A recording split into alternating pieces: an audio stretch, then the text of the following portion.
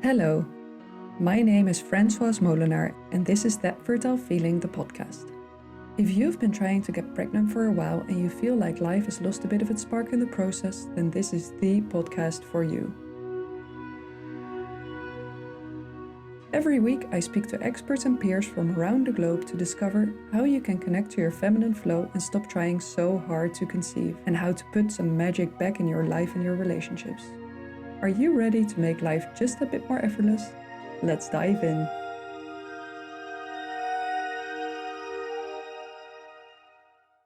Hello, Juan. Welcome to this session. This is a session we are recording for my Fertility winter retreat, a week of online practices at the start of January 2024 for anyone who's trying to conceive. But I think this might also make a good podcast episode, so I might publish it later. So for the listeners that are listening to the podcast, this was originally recorded as part of the Fertility winter retreat.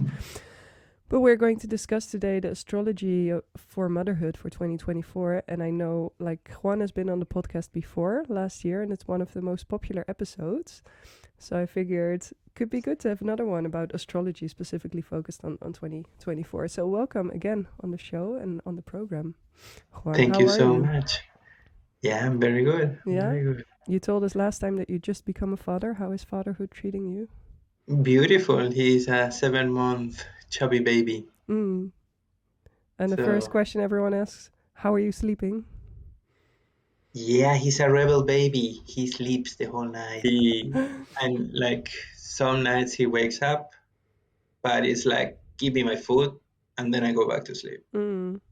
Like not really an event besides the time he finishes drinking. Great. Yeah, so happy times for you. Yeah, I mean, there are other things like food. He's starting with food, which is more of a game, and all that is exciting, of course. And can you tell us a little bit about yourself? So I just mentioned you're an astrologer. Yes, I'm from Chile. I've been an astrologer for the last 25 years.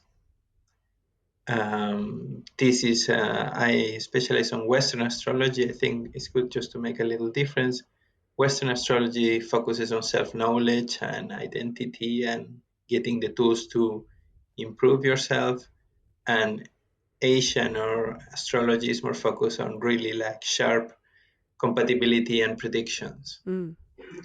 That's the main focus, but you, of course, you do a little bit of both. Astrology has been a long love of me, and how the stars, planets, and moon, of course, influence us.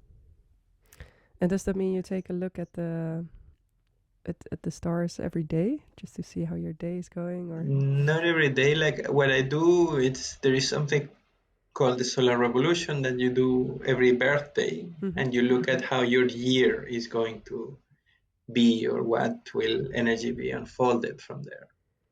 Take it a little bit as a guide. Yeah, and a guide, and also like to be prepared, because sometimes we have opportunities, but we were too busy either in our heads or in our jobs that we do not pay attention to these little invitations that they hold so much behind. So then you can pay a little bit more attention to that. And that's maybe a good thing to discuss right away at the start of this episode or this interview. So you're saying, like, my type of astrology, it doesn't necessarily focus on predictions. It's more about knowledge, self-development, and and like every planet has a unique energy, and this unique energy wants to be acknowledged in the life of the person. So let's say if you have a person that is Aries or the Ram, they are the children of Mars, and Mars, the warrior, the discovery of starting new things, pushing, like being, that energy wants to be acknowledged and wants to be unfolded. So if I have an Aries that doesn't want to connect with that energy, that becomes a bit of a challenge, because he will be put in situations that require this energy to be expressed. And that's how, like, I think our souls try to teach us to connect and to be somehow more ourselves. It's like life is putting you to the test. Yeah, and I think, like, for me, it's not like life, it's more like what I choose and what I believe I need to learn. Like if I think about it, many things, painful things, in retrospective made sense.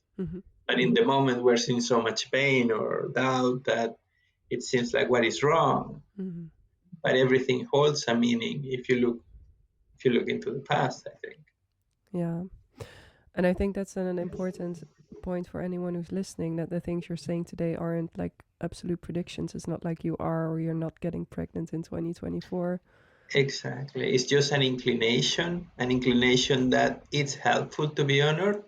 But of course, there is the willpower and it's your own free will. This free will can create miracles. I am 100% believer of that.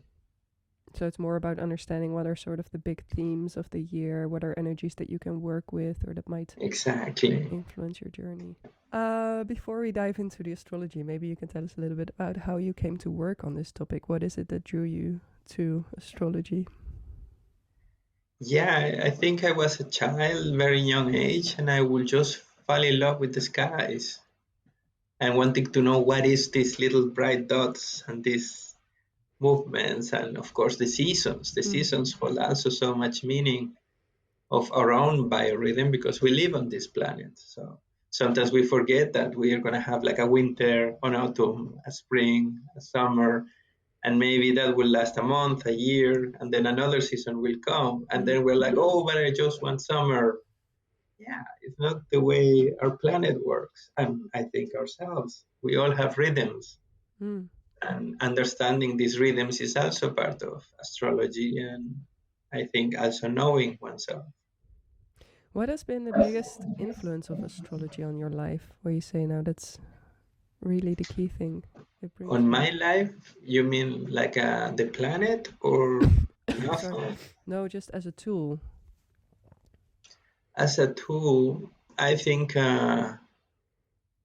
the different perspectives, like to study Asian, to study Western, to see how we all are looking at the same sky and we all make different perspectives or different symbols.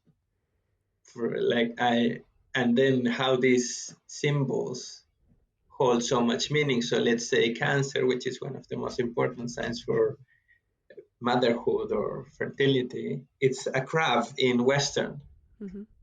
But then in other cultures, it's a spider. And it can even be the spirit of the wolf because of the tribe and the connection to the moon. So these other aspects create a new possibility that can connect more. So that has been strong influence. That has been very important for me to see the same thing in a completely different angle. I was just thinking back about when I started looking into astrology myself. That was, I think, about 10 years ago. And one of the biggest things it brought me is that I no longer take things so personally. Like if I have a bad day or if I feel I have a bad week or a bad month and it seems like everything is against me, I no longer take it so personally and think like, what's wrong with me? I'm an idiot. I'm a loser. I think something must be happening in the stars.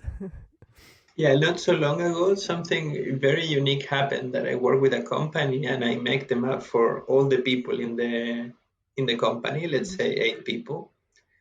And then they share, we made a meeting and they all share a little bit of what was the personal reading. And then it was interesting that it shifted a little bit the way they communicate, because let's say the guy that was very strong and character will speak to the guy he knows is water. So it will be like, yeah, okay, I have to wait. They take a while. They need to feel better, like not to be so rough.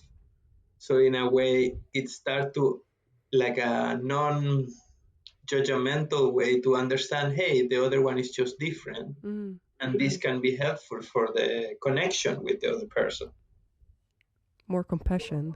More compassion and understanding, and not in a diminishing way, more in like, oh, this person lives in air and likes to have ideas, but concreting is not their thing. So why am I asking them to concrete the whole time? No point. I love that. And I like that the sincerity of astrology of saying, hey, these are your gifts, these are your talents. You can use them or not, but do not try to be something you are not, because it just becomes really difficult. Yeah. And I like that about astrology a lot as well. Yeah. Just give some clarity. Yeah. So I asked you to look into motherhood for 2024 and what's there in the stars. Yeah, I did. I had a general look to 2024. I would say some basic general stuff because the planet doesn't have much movement. So the Aries sign, and when I say Aries, I mean the people born with the sun in Aries or ascendant Aries or moon in Aries. They have the planet of the wounded healer or Chiron.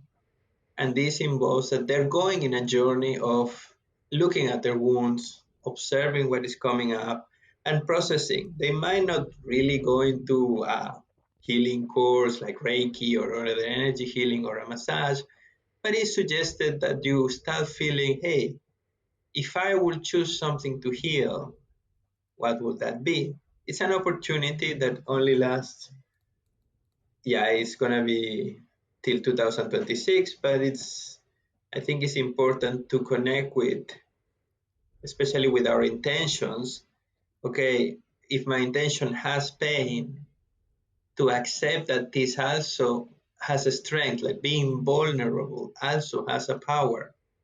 We don't have to be the usual, hey, I'm decided, I'm strong. You can also do things from a vulnerable place. Then the other aspect or the lucky aspects. Sorry? Can I ask a follow-up question? Yeah. So the way that I understand Chiron is also that this is about turning your weakness into your strength, right? About really embracing, or that's what happens with the wounded healer, is that when you embrace your wound, it becomes your gift in a sense. Is that correct? Yeah, the thing is, it's kind of the irony. First of all, is to accept the wound. You're not really trying, you're trying to heal, but the wound is just showing you so much more. Like the wound, the pain is showing you maybe a story with your parents, a story with your partners. It's really not completely about solving that wound. It's really showing and understanding other things that are going to come up. And then the empathy, of course, because if you connect with your pain, you also can understand someone else's pain more. And I think when you understand what the other one is suffering or facing, it creates a more compassionate connection and a more real connection without any judgment, because it's just a wound. Like, we don't say, hey, your wound is infected, you should fix it. No, you try to heal, you try to clean it. You don't let it be in a way. Yeah. And I think that's the opportunity for the Aries energy for these couple of years. That's one of the energies that I found. And I love what you were saying. So just sit, look at what it is that needs healing with you, and go and spend some time on that. Yeah, exactly. Yeah. Sorry, go ahead. Yeah, and also maybe you don't see anything in yourself, but maybe look at your parents. Do they have any wounds? Because you're going to grab some of that. And then maybe you have the task to clean a lineage, and that will be amazing. Because you don't pass these karmic behaviors to your children. The other aspect, of course, the lucky aspects that we spoke is called Jupiter, and Jupiter is the planet of abundance, luck, and it's also connected to fertility. And during 2024, Jupiter is going to be in Taurus. So that means all the Taurus have a lucky shot in a way, or a more blessed aspect. And then till the 26th of May. And from the 26th of May, it goes into Gemini. So then it's the opportunity for the Geminis. Does that work the same way as you said before? So anyone who has an ascendant or moon. A moon or a rising, yes. Yeah. It could also work for somebody who has many planets on that sign, but there is no way to know that unless they do their own map. Okay. In general, this energy is extremely luscious and abundant. So it's an energy that likes to have fun.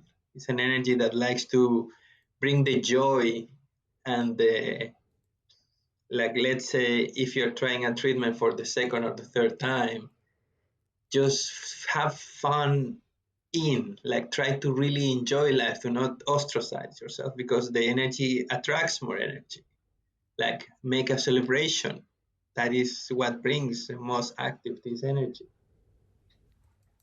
And then we have the energy that is a little bit more difficult, or the ones that we were speaking a little bit before about, the challengers, or the ones that have to go through a process or learning.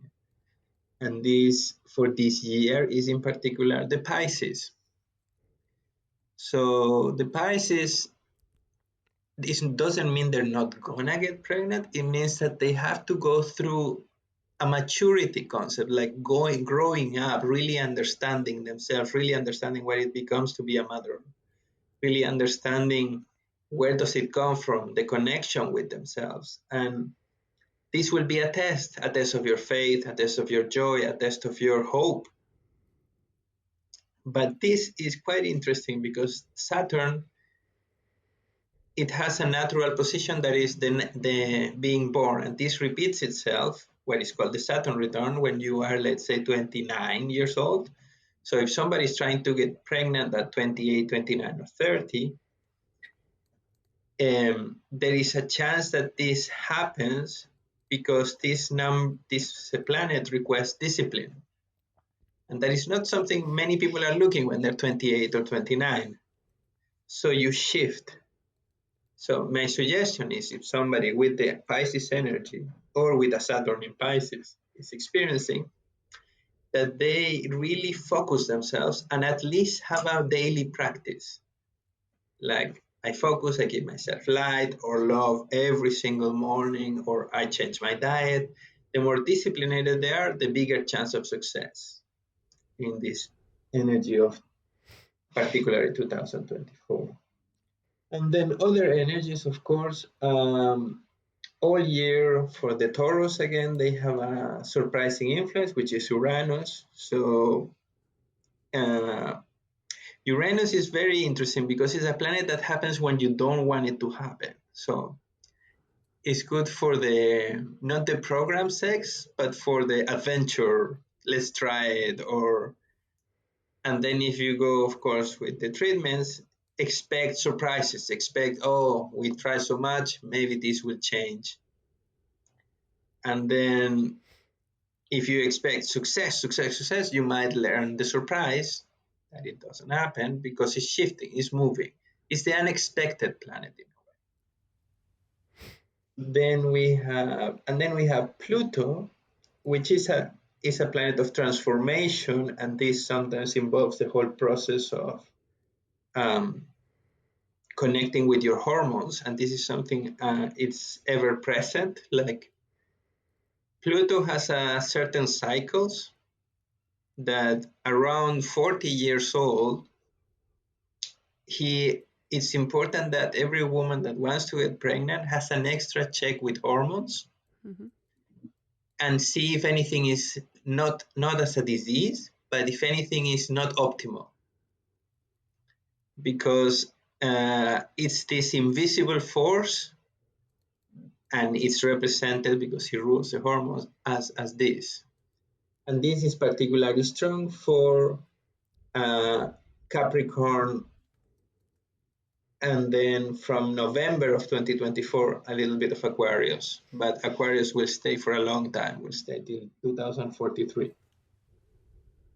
So have a check with all the invisible forces. Check your own life force, check your vitamins, check your hormones. Like, make sure you are ready for that, everything clicks, don't jump on the process without being prepared as yourself. And sometimes this means going beyond what the doctor says. Okay. So also some basic information, because the moon is important agent for the menstrual process, and therefore the pregnancy, like, is 10 moon months, not 9 solar months, the pregnancy. And then there is this, women have this period. So there is certain dates that I just want to mention you can take it as a moment to be extremely conscious of what you're doing. If you're doing the insemination or if you're having sex to create a baby, in these very moments, it's important that you are conscious of everything that is happening, of your own anxiety, of your own fears, of everything that is happening. Because in these dates that I'm giving is basically eclipses, and in eclipses, a lot of cosmic energies come together, and this it has a positive and a negative effect. If you have worked with energy, you can use this energy, but if you have never worked with energy, this energy can become too much, and then it kind of overloads the system, and then it's not successful. So let's say the 25th of March is a moon eclipse, the 20th of October is a solar eclipse, the 8th of April there is another solar eclipse, and the 17th of September is the other moon eclipse of 2024.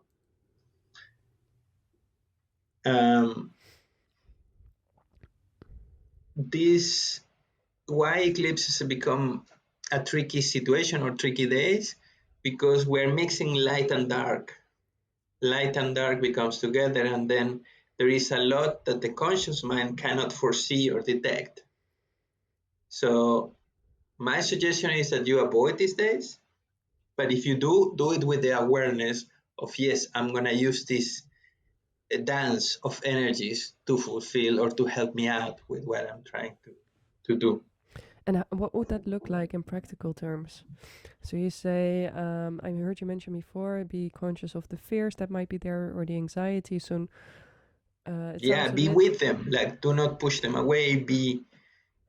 So it's if not you're about sad, if you're anxious, if you feel them, and then with all of this, I accept this is in me, and this I want to connect, because you might go with the thinking, oh, I have to smile, be happy, and be like the most positive I can to receive the baby.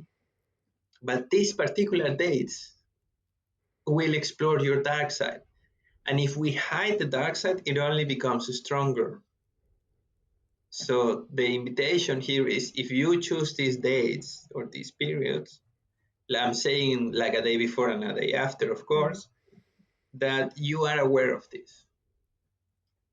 But so if you have a transfer scheduled that day, then take some time in the morning to sit and be with your anxiety, with any difficult stuff that's there, and not try and do your visualizations and think, okay, my womb is a ray of golden light. Exactly.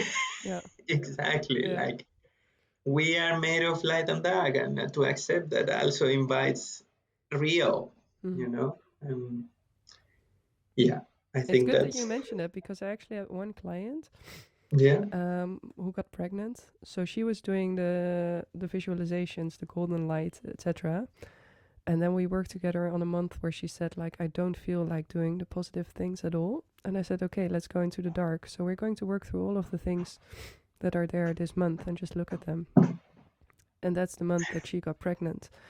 And not to say that this is how you get pregnant, but for her, it gave her so much confidence, because she realized, I no longer have to be like spiritually perfect to be able to conceive. I just have to be.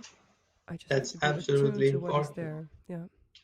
Yeah, and ask to behold, like if you have a partner or if you have a friend or family member, to be just there for you and to be able to share and to really express these emotions. I think that can be quite healing in a way. Hi there, and quickly breaking in to tell you a little bit about my upcoming program, Healing Fertility. It's a 3-month group program that I created for women who are on a fertility journey and who feel that they're starting to lose hope, who feel so betrayed by their bodies, who feel so alone, and who are tired of working so hard, who instinctively feel that there must be a different way, that maybe there is something that's blocking them from getting pregnant, or who feel that they need to really take down their stress levels and just surrender to the process of conception a bit more. That's been my own experience on my own fertility journey, which lasted over a decade. I really felt like there was something that needed to shift within me. And I've been working so hard over the years to develop my skills in meditation, in embodiment work, in surrender. And I'm so happy that I now get to share all of these tools with you on that journey so that you can really start conceiving from a place of love, trust, and surrender. Even though it's a hard journey, you can really improve your quality of life along the way and tune into that baby from a place of softness and really inviting it in rather than trying to force it in by working so hard. So if you feel that this resonates with you, you can find more information on my website, thatfertilefeeling.com/healing-fertility. So that is thatfertilefeeling.com/healing-fertility. Hope to see you there, and back to the podcast. So that's mostly 2024, but also there is some things that I want to clarify as you ask, like what is helpful for the conception, and of course carry on. And I did a little bit of research, and one of the things, of course, is the position of the moon. So when the moon is in Taurus or in Cancer, or it is the full moon of or new moon during this month, the Mars and Cancer is basically end of April, middle of May, and Cancer is end of June, middle of July.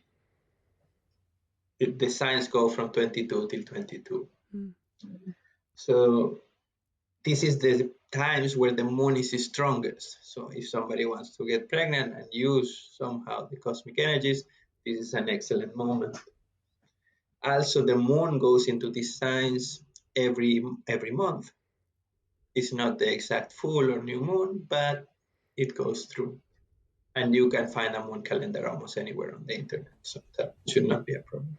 So moon in Taurus or moon in Cancer, those are good days to conceive. Are good places to create life.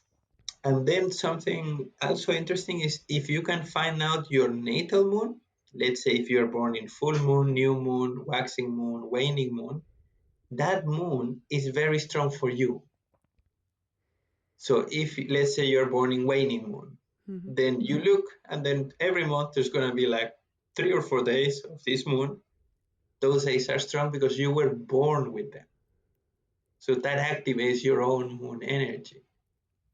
And would it be doubly positive if you find then a waning moon in Taurus or Cancer? Exactly. Yeah? Exactly. And then we have, this is a bit more complex, and it's look at, if somebody wants to have a look at how is the year, and it's the connection with the 5th house. And the 5th house is the connection with creativity. So normally, specifically, I will look in a map and I will say, hey, your 5th house is these energies, and these are the energies that need to be honored. But in a general perspective, if you want to create life, from the astrological perspective, you need to also create. So create writing, paintings, sculptures, anything that you have a certain affinity, create, manifest, see how it moves to you. If you want to create a garden, if you want to create new colors in your house, create, flow with that, because that process of the creative energy is also a reflection for your womb and for your ability to create life. It's important to know that near the birthday, we go through a small transformation. So I will say the 3 weeks before anyone's birthday is a period of processing as well, because you get a shift for the new year. So you can set intentions, like do not rush. Like if you can choose between either putting it right before your birthday or after your birthday, do it after your birthday. Because before, you are also going through a lot of movement and transformation. You have processed just a full year of your life with whatever happens. And then another aspects of the moon is, it needs to be cozy. So your moon is happier when you are comfortable, when your house is comfortable, when your house has nice colors, when you sleep very nicely, when you eat healthy and hopefully good food, and as much as you want, that you don't limit yourself, because the moon is not about holding or limiting. It's also about just allowing you, like if an emotional expression. So if you want to whine, if you want to cry, just do it, because this planet requires honor, and to honor it, feel that way. Connect also, of course, with your ancestors, and connect also with your own moon cycle, because the moon cycle offers a fantastic opportunity to feel through all the changes, all the flows. We are not just one, it's like a micro ceremony in a way, especially the period. And when would you suggest that someone does that? When the moon is in their sign? Yeah, exactly. Yeah. Yeah, when their moon is in their sign, or when it's the same moon as they have when they were born. Yeah. Exactly. And I will also say, like, there is this tradition, but this of course depends on the person, but I think it's nice to mention that in ancient times, women will offer their blood to the earth, and the earth will re-energize them. So, and because pregnancy and giving birth also involves the blood and the offering and the creation, I think it's important that you are not alone, that you also can count with the energy of the earth and the energy of the planets. And that, yeah, like it's not only your dance, it's a part of you as a life being in this place, in this reality in a way. I love that. I've never really done that myself, also because of practical reasons, but yeah, I mean, it's nice if you have a forest nearby, and also it's the attitude, right? It's like it might be a second, but you just say thank you. Yeah. You offer, because we are all children of the earth and the sky. And having a bit of time also when you get your period to say, with a ritual, you can create a bit of space to say, okay, a lot of happening in me right now. I might be really sad or disappointed, but I'm still connected to the earth, and there's support for me here. And if you want to do it with giving back the blood, you can make that ritual even bigger. But I can see that there will be support as well. Yeah, exactly. That is not you.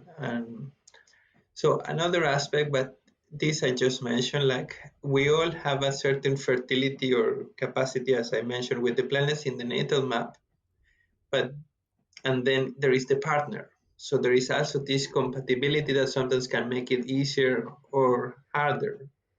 So if somebody is having like a long period of difficulties, it might be worth to check that, because maybe honoring just an energy in particular, it could make a big shift.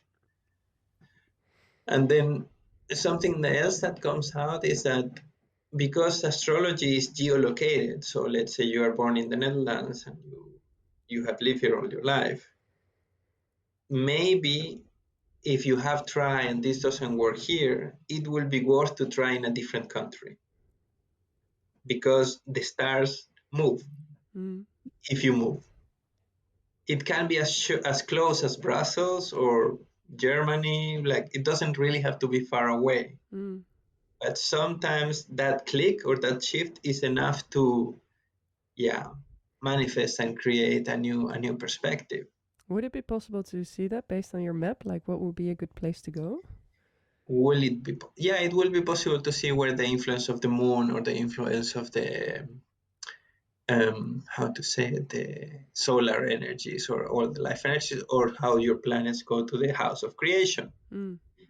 Which means that this place is not only good for babies, it's also good to as an artist or as a creator, just to manifest things. And so you would look at your natal chart, basically seeing like, where should I have been born to be really fertile? Is that the right way of putting it? You can look at it that way, but again, fertility in astrology is also the power of creation, the power of really giving things to light, bringing things to the light.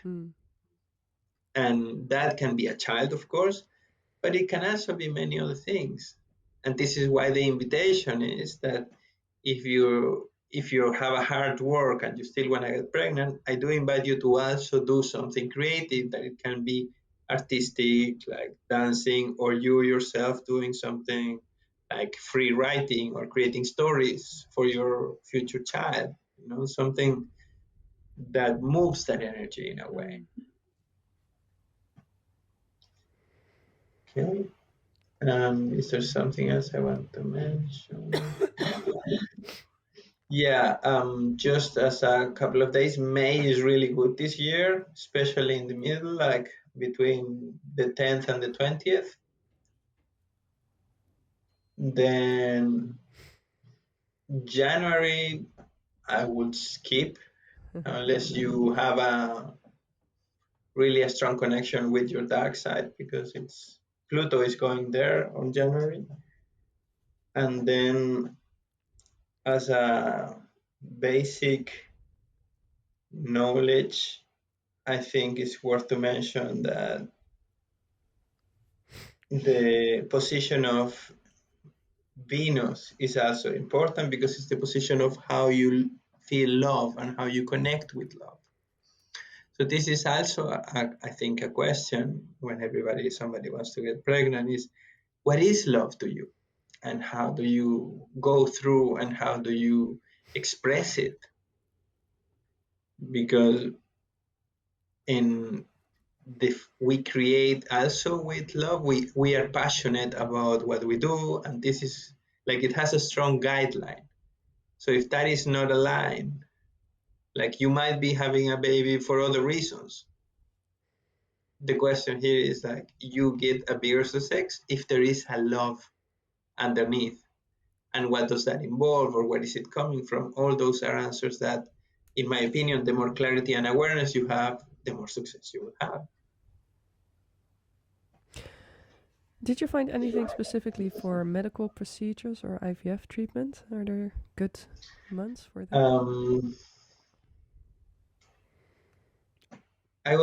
Science in general is connected to a planet, or to the planet Uranus, because it's connected to the future and how we use technology in a way to help us.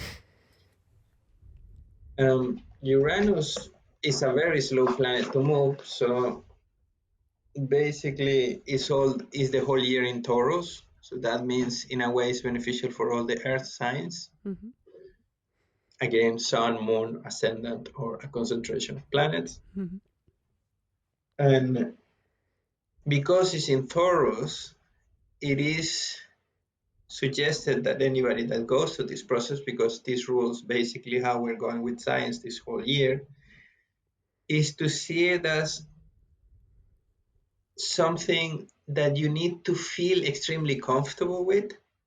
Like, if you're not comfortable there, or if you feel like you want to shift something, because let's say you go to a clinic and then this clinic, they're not nice, or they're like, it's not really comfortable to be there.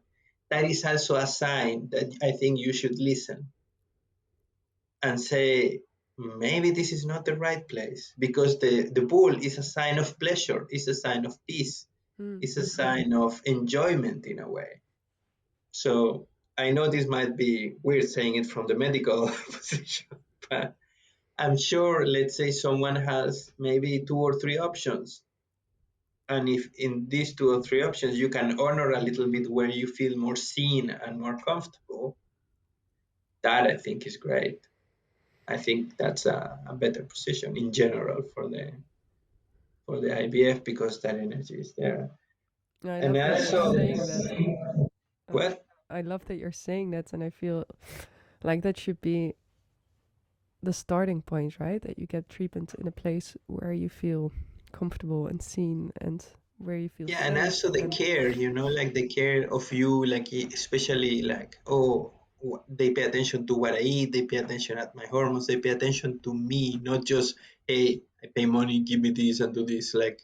And also the attention to the eggs, that is something also that I think is really important. Like, how is the process, like what is going to happen? Is it going to be rightly frozen, or is it going to be pulled away somewhere, or like to really the care for it is also an energy of the bull, to like you feel kind of a bit at home, and that they can really see the human in there and to come. And that you know that you have that that you can. Not everyone is in a position where they can choose, but at least know that you can try to choose, that you can explore your options, and you don't have to. Or let's say if you are in the clinic and there is 5 specialists, maybe check another specialist. Like, it can be as simple as that. Yeah. Or it can be as simple as asking the question, "Hey, do you have another office?" Yeah, I have. We have an office like 5 kilometers away. Right. Yeah. That I think can make a big change, because if you create trust, if you feel at rest and at peace, these are all energies that honor the bull. And because there is also pleasure involved in the bull, if you can, like, mix it, I will say, with pleasure.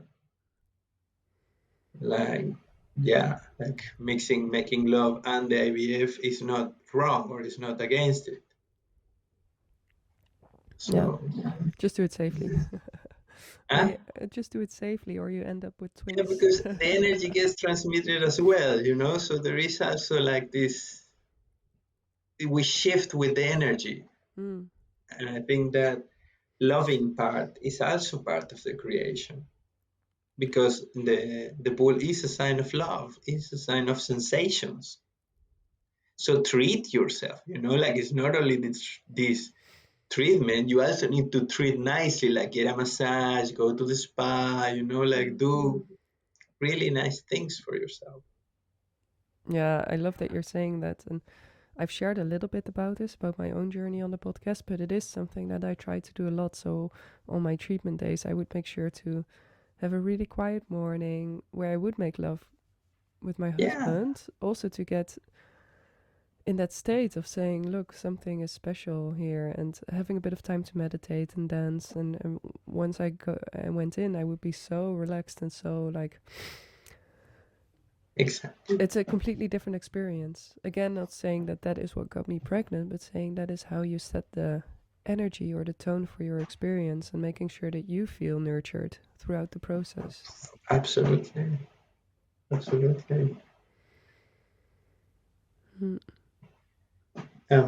not sure if I answer all the questions. Yeah, I said, well, for the Pisces, as much as they have the difficulty, a tool for the whole year is their power of imagination. So if they can work a lot with visualization, and they can work really with, okay, I see myself with the children, or with one child, I see myself having fun in the park, like really using their imagination to manifest. I think that would be quite helpful for them. There is some dates that I can mention, because there is an aspect that difficults either communication or movement of things, and this, in a way, it's a movement of life. So just because dates are important in a way, so April 1st till the 25th, August 4th till the 28th, and November 25 till 15th of December. These are dates of something called Mercury retrograde. And Mercury retrograde normally has only creating problem for traveling or for communication, but I read sometimes it can affect this. So if you go for it, I'm just saying, be ready and go with time. Be ready for be late for the appointment, or that they have to move the appointment. Like, really be super chill about these periods that contemplate that problems might rise. I think that's also. One thing I've read in the past about Mercury retrograde is like, don't enter into new contracts or new partnerships, but it is good to, or it is a good time to revisit old partnerships. Is that something I'm thinking now that could apply to embryo transfer, where maybe if you already have the embryos there, the partnerships, or am I taking it too far now? Well, it can be. I mean, Mercury retrograde, it has an energy of going back to the way we were, going back to the way you think. In a way, it also difficults clear communication, and it makes sometimes a lot of misunderstandings. If you have a positive Mercury energy, I'm sure you can do it the way you mentioned. But if your Mercury energy in your map is already weak, don't go these moments. Like really skip them if you can. If you cannot, at least be aware of unexpected.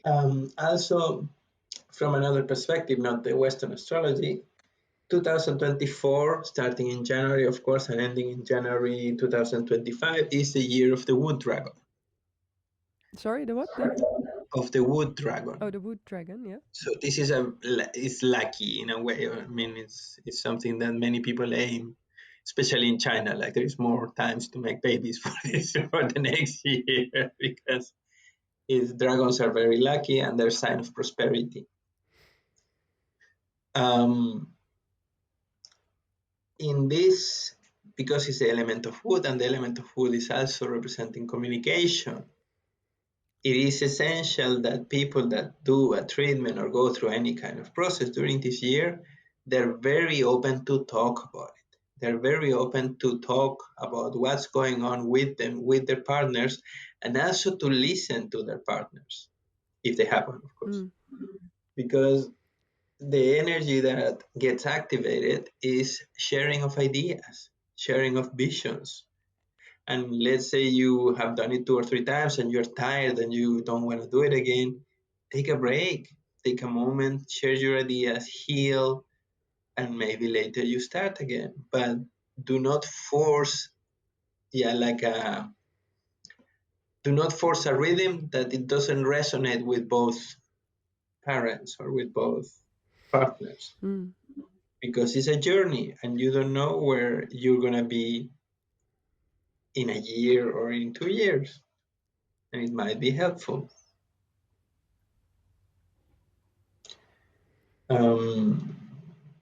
Yes, pay attention to the full moons. The full moons are the highest peak of fertility in general. So 2 days before, 2 days after are always considered positive. The full moons anybody can find. They are especially good, of course, Cancer, Taurus, and of course the full moon in the opposite signs of this, which is Capricorn and Scorpio. In these full moons, especially the signs of water and earth are more connected to fertility. If for some reason you miss it, just connect with your own wisdom, just connect with your own truth and saying, hey, this is the moment, and this is the moment we can do it, because sometimes you cannot choose. Then if you cannot choose, then just, I think, the intention, the awareness, and to connect with what I say of comfort, of sense of peace, of sense of being honored, sense of being treated. Because if you treat yourself, you also treat your baby in a way, right? So all of that to bring the love in the science place, that is something that will be helpful for everyone, I think, for at least 2024. I don't know if you have questions or... No, I think that was a lot, and I think everyone needs to probably listen to this again and take notes. Maybe I can put a transcript on the page as well, so people can download the transcript. I think my key takeaways are the importance of the moon.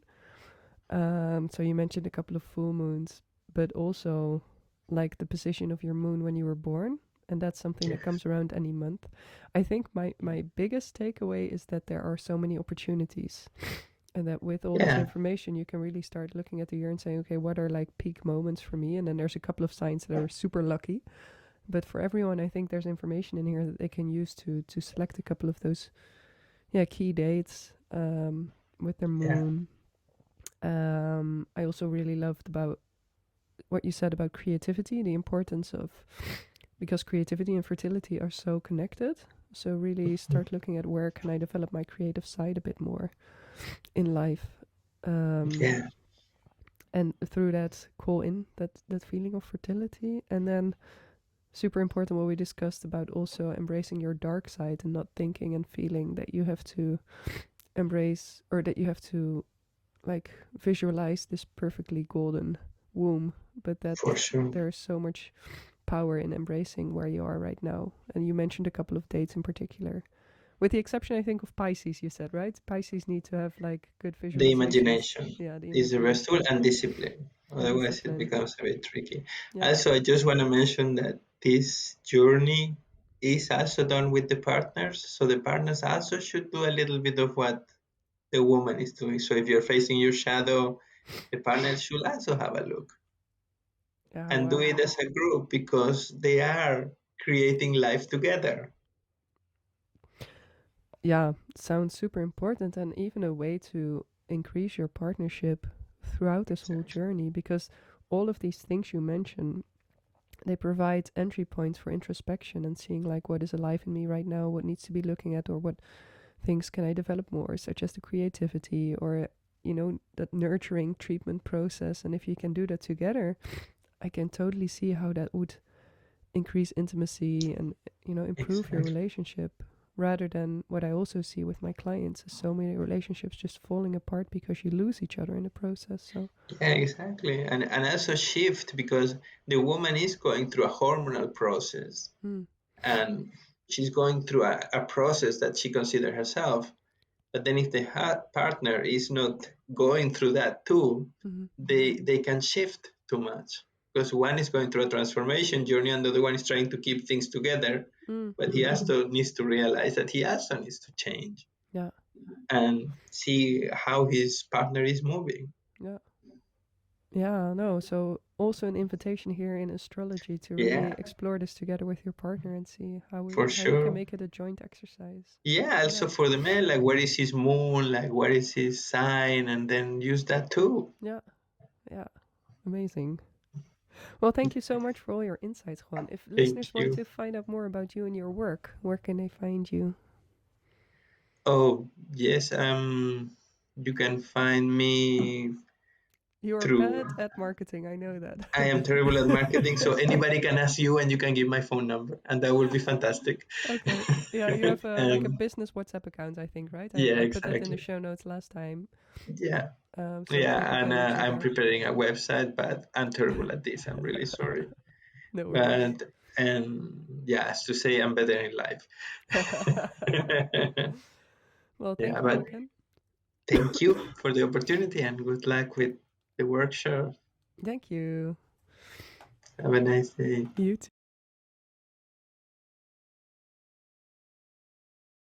Thank you for listening to That Fertile Feeling, the podcast. If you liked what you heard, then please head over to your preferred podcast player and subscribe to the show.